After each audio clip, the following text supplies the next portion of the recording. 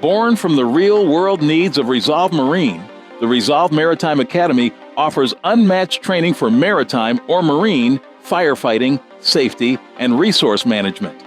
Our courses are taught by active professionals, providing hands-on experience that goes beyond industry standards. Whether you need STCW, USCG, or MCA certification, Resolve Academy will prepare you to mitigate emergencies, saving property and lives. Training as real as it gets, with real-world scenarios and live-action simulations.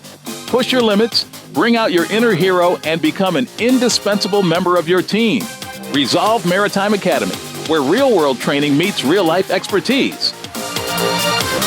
Hi, and welcome to Yachting International Radio's latest podcast, Yachting Canada, where myself, Adam Langley, and co-host Amanda Langley are thrilled to bring you all the reasons why you should make Canada your next yachting destination. And with us to help explain all the reasons why Canada is such an incredible place for boating is our good friend, Steven Goldthwaite. Wonderful to be here. And we thought that it would be the perfect scenario to have our American friend on our first episode, seeing as how we met the Yachting International Radio family through Rick Thomas and the Yachting USA podcast when we were at Palm Beach. So this is our first episode, Steve. Welcome. Wow, that's very exciting. Are you honored? I'm honored. I'm happy to be here. We have a beautiful day in Cape Breton. Yes. Well, yes, we're here in Cape Breton Island in Nova Scotia, Canada, on Canada's east coast. And it's going to be a beautiful day later on, a little rain this morning, but we have all types of weather here in Atlantic Canada. One of the things that we'd like to talk about is the many different climates you can experience here. But before we get into that, let's talk a little bit, Stephen, about your relationship with Cape Breton Island and how you came to spend a lot of your time here in Quebec, specifically in this beautiful village of Quebec. Steve, why are you here? Tell us why you're here. Well, Cape Breton is an amazing place. And actually, my grandparents came here in the 1930s. So that was kind of our family's first introduction. And they were here visiting a friend and absolutely fell in love with it. And they built a home on an island and spent all their summers here and boated here and sailed and just had a wonderful life. And, in the 30s, it was a long travel they were living in New York at the time. But then I didn't come back until 2000. Your kids were young. The kids were young. They weren't born when we first came, and they spent all their summers here. But, I decided that this would be a wonderful place to spend summers with your family. And, the boating and sailing and cruising here is some of the best in the world, really. And that's my passion and that's my love. So I thought this would just be a great place to kind of put some roots down. And We tell people that this is yachting's best kept secret all the time, but people are bored of us saying that. So we need to bring people on that talk about it as well. Yeah, it's amazing. In a way, it's like going back in time a generation. It's what yachting in New England and on the East Coast of the United States might have been, a generation ago. It's unspoiled. The water is some of the warmest water north of North Carolina. So Which people never think. I know, and that's a great feature. And the warm water, it's great for all kind of boating activities and, water activities, but it just makes the environment so nice in the summer. The evenings are cool, but, lovely, and it just couldn't be better. So Steve, what would you say for some boaters who think we're really far away? Like there's a perception that it's hard to get here, or it's isolated, or perhaps the services aren't here to support yachting. What would you say to that for those who might be hesitant about traveling further up the northeastern seaboard of the U.S.? Yeah, we do hear that, but when people come here, they're always amazed at the extent of the services, right? There are many ports, whether it's Lunenburg, Halifax, Quebec, even Sydney, that offer, all the services any boat or yacht would need, from, the largest super yacht to the cruising sailors heading to Newfoundland. There is a complete set of services. However, it's a bit of a destination, and that's what makes it exciting. What we have seen, all of the boaters and yachters who come here absolutely love it. They find the services and amenities meet their needs. They appreciate that there's a bit of an adventure to it, and it's not that much of an adventure. It's a short hop off from Maine, to come into Lunenburg, then into Halifax. You could, bypass one of those ports if you just wanted to get into the Bridmore sooner. And then coming into the Bordors through the St. Peter's Canal. It's a highlight for yachts. It is a highlight. And St. Peter's is a wonderful stopping off point on your way to Bedeck. I'm in Bedeck, so of course I think this So is partial to Bedeck? just a little bit. We're all in Bedeck. Let's be honest and fully transparent. We all spend our summers in this beautiful little village, but this is a jump off point to many other destinations around Cape Breton Island and Nova Scotia. Let's talk a little bit about the Bedore Lake, because it is Where is the Bedore I'll steal your thunder on that a little bit. But it's a UNESCO biosphere. It's an inland sea. It's not actually a lake, although it's been termed by. Doesn't do it justice to call it a lake. Well, I mean, it is completely surrounded by land, and there are only narrow passages, almost secret entrances into this incredible environment of the Bedore Lake, where large ships can transit through, because they say, or I've been saying for a long time, the lakes are as deep as the mountains are high. I mean, it's just a romantic way to describe. It's true. But talk to us a little bit more about your relationship with the Bedore Lake and with the deck, and where this community fits into itinerary and how it's developing. You're part of the Waterfront Deck Developments Committee. You're the chair of that committee, so you're really spearheading and helping the community really leverage investments that have been made here. And it's a very positive development here and reinvigorating this waterfront. Yeah, we are part of a marine network, and Nova Scotia has a network of ports and destinations that have really developed over the past many years. And that's what makes cruising here so nice, that you can go to these different destinations that are really welcoming, friendly, service-oriented. And for most, the highlight is the Bedore Lake. As you said, it's an amazing body of water. There are parts of the lake that are 600 feet deep.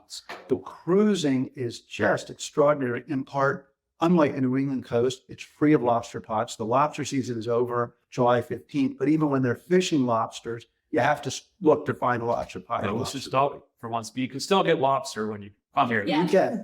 You can. It's funny you say that, because one of the yachts last summer that visited us here in Bedeck, they actually said this area reminds them of what New England was like 50 years ago, or more, unspoiled. Or more. You don't have the traffic yet, and it's very authentic, very welcoming. But you can find hidden anchorages still, and you can. You'll cruise into, and I should say, it's deep water almost everywhere. Yeah. So these hidden anchorages offer deep water, which is great for yachts of all sizes. Yeah. But you can, cruise or sail into one of these special anchorages on a Saturday or Sunday, prime time in the summer, and really be the only boat in there. Yeah, we were at Maskell the other day. We were the only ones there. Yeah, and Maskell is a great destination. Tell us a little bit history of Maskell. Yeah, Maskell's Harbor is actually where the Cruising Club of America was founded. And it was cruisers and sailors from the U.S. that thought, this is an incredible destination. How do we create a cruising organization that really brings Canada and America together as well? And they were anchored in Maskell's Harbor and inspired by the beauty, and thought we need to bring an organization together to bring people to the cruising life, really. But Maskell's is a really important destination. They're all preserved. You'll be surrounded by bald eagles, which is very important. Bald eagles, a wonderful beach, and good bottoms for anchorages, very secure. Boats have anchored in Maskell's Harbor and, storms throughout the centuries. But that's just one of many. There are so many wonderful anchorages. On the larger part of the lake, Little Harbor is another beautiful anchorage. In fact, the Cruising Club of America had, I think it might have been their 75th anniversary or 100th, I'm not sure, but they did a raft up in Little Harbor, which was really special. So many wonderful destinations here. And we're only talking about Canada's inland sea, the Bedore Lake. You have the exterior coastline at Cape Breton Island. We have the rest of the province. We have Prince Edward Island, Newfoundland, New Brunswick. As we go south into Maine and New England, and further north up into the Labrador, the lower Arctic, and the Northwest Passage. So Nova Scotia is very well positioned to be a part of your itinerary, regardless of what direction you're going. And that includes going up into the St. Lawrence Seaway into the Great Lakes. So are you seeing boats coming through the Bedores and the deck and heading in both directions and using this as a jump off point to explore further north? Absolutely. And that's a great point, because that's what makes this area so interesting for boaters, because you are meeting, fellow yachtsmen, boaters from all walks of life. as you said, boats doing the Northwest Passage. So you will meet those people on those boats, cruisers that are just sailing to Newfoundland to do the Southwest coast. We are, increasingly getting some fabulous super yachts that, are doing great itineraries. There's really something for everyone. Yeah. If you want a safe, easy, almost fog-free environment, right? That's something also important to remember. And if you're looking for that kind of experience, it can offer that. And, we're just talking about the shoreside experience. The landside experience, the Scotia and Cape Breton is really also magical. The music here, the Celtic heritage, the hiking, the fly fishing in the Quebec River and the Middle River. It's a destination that has something for everyone and all ages. I know we love connecting people and finding out, what their interests are and connecting them to those amazing things to do on the land when they visit. Well, we had recently, I was here just the other day and popped into this beautiful boathouse environment to talk about your boathouse in a minute and how it's an extension of other experiences you have here in the Quebec area. But there was a group of Irish sailors here who are on transit. You never know who you're going to run into it. And the boathouse is a gathering place, and that's what boating's all about. But this group of sailors were coming through on, I think, a 50-foot sailboat on their way from Halifax through the Bedore to transit to Greenland.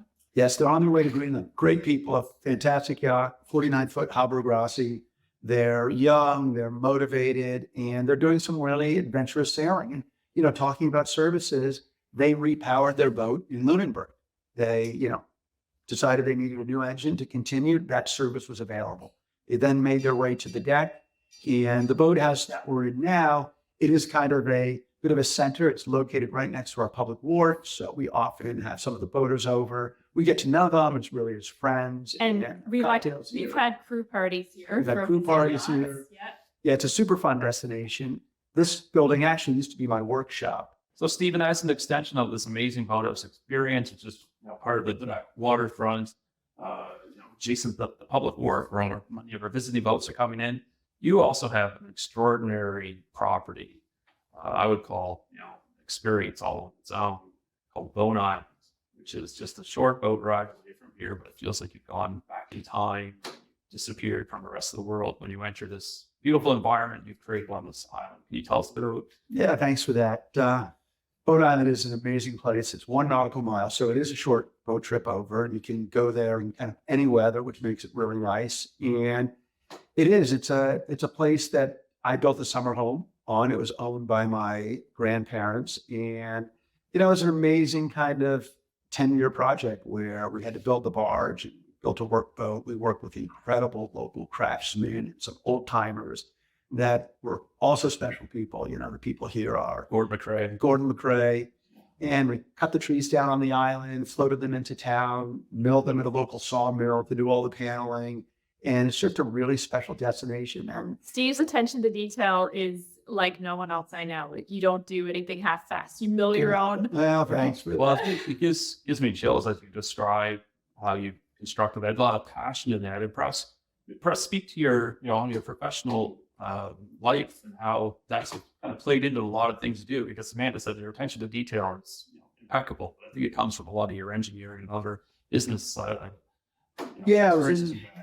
was in a lot of different businesses, and attention to detail really matters, and taking care of the customer is really important. So I started a tech business, and then went into a high precision manufacturing business, and then more recently I've done some marine consulting. But I've always thought, care a lot about the people you work with, and they'll care about you, and take great care of your customers, and wonderful things will happen. And in many ways, that philosophy is also kind of transpired here for the work we've done on the waterfront and in the community. I actually spend a majority of my time not working in a professional sense, but really working in a community and volunteer sense to make the waterfront here, one of the most desirable places, and work with all the other ports around Atlantic Canada increasingly, so that we can offer the same kind of wonderful experiences to yachts of all sizes. Locals and more access to the water. Yeah, that's a really important part. We are talking about visiting boaters, but our waterfront and a working and vibrant waterfront is critical. We have Quebec Marine, which I've been a part of for many years, working with them.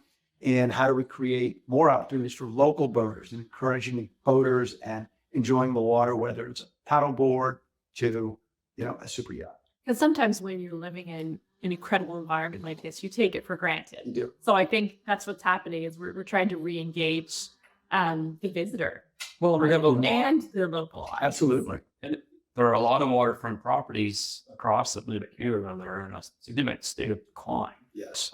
Past uses, commercial uses, and fishery have come and gone. And in that time frame, a lot of the assets, the wharfs have fallen into disrepair. So marine tourism is an important part of many sectors that can be leveraged through developing waterfronts. We're seeing this in Quebec and how the waterfront is not separate from the main street of the community. They're all act as a district and a gathering place for people to come by land and water. And you're seeing that here. Yeah, and it's also important for Nova Scotia to think of the maritime history in Nova Scotia and what that has meant. And, it's very important to locals, but to the visiting boaters. They really experience that history, particularly in Lunenburg, which is, a must-see destination. Another I think, UNESCO it is. heritage site. It is. So that is important too, and that's a highlight of coming here. It reminds me of one of the captains who came through Quebec in Nova Scotia, Atlantic Canada, The maritime. a couple seasons ago, who felt they had rejoined for true maritime Yeah. community. Yeah, I loved that comment. Yeah, and I think you really see that on display. We're looking out the window here at that harbor, and you see the many different types of boats, local visiting and the working waterfront. And that animation is the attraction, really, to coming to these communities, is seeing that, that lifestyle and livelihood on display. Yeah, and I've spent a lot of my life cruising the New England coast, and that's beautiful. And there are great destinations there, but there's a character here that is different. And, Characters. yeah, and characters. And for anybody visiting, that will be on full display, and it will absolutely be a trip of a lifetime. And so the people, I think, are a huge part of the attraction for sure for visiting. And the unspoiled beauty. I would say those are the two. So I have to know, where did the name Bone Island come from? Yeah, that's a great question. Because I mean, people ask that all the time. When they talk Is there an about it. error? It's a mystery. Are there bones buried? It's a mystery. Under pressure.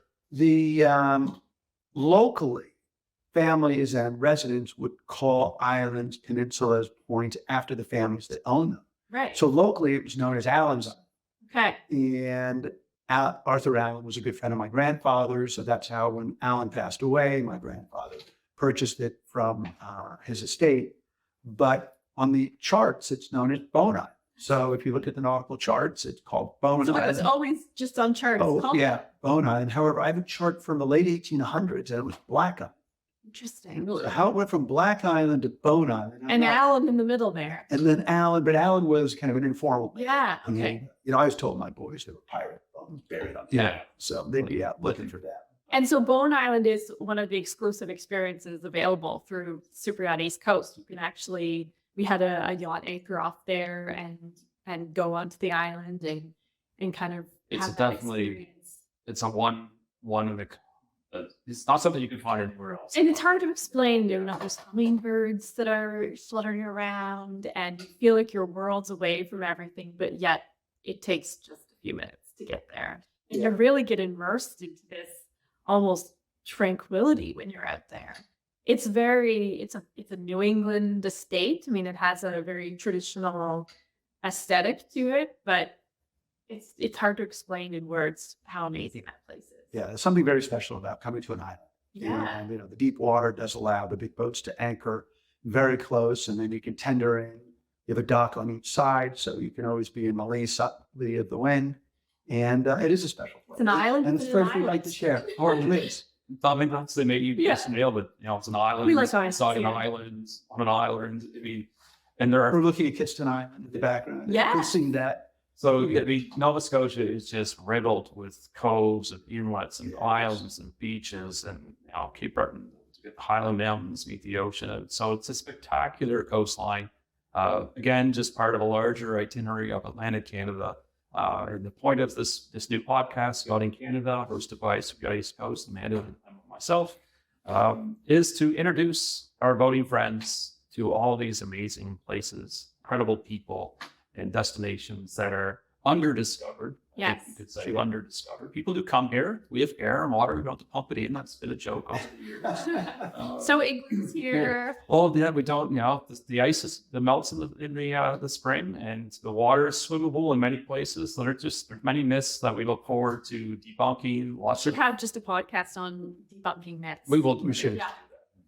And we look forward to having many more conversations with our friends like Steven Goldthwaite, who's here with us today. Thank you so much for joining us today. And again, Yachting Canada is your front door to entering the experience of Canada. Absolutely. We're so excited. We have so many exciting guests planned and lots of great intel and inspiration for your adventures. So stay tuned. Thanks. Thanks, Stephen. Thank you.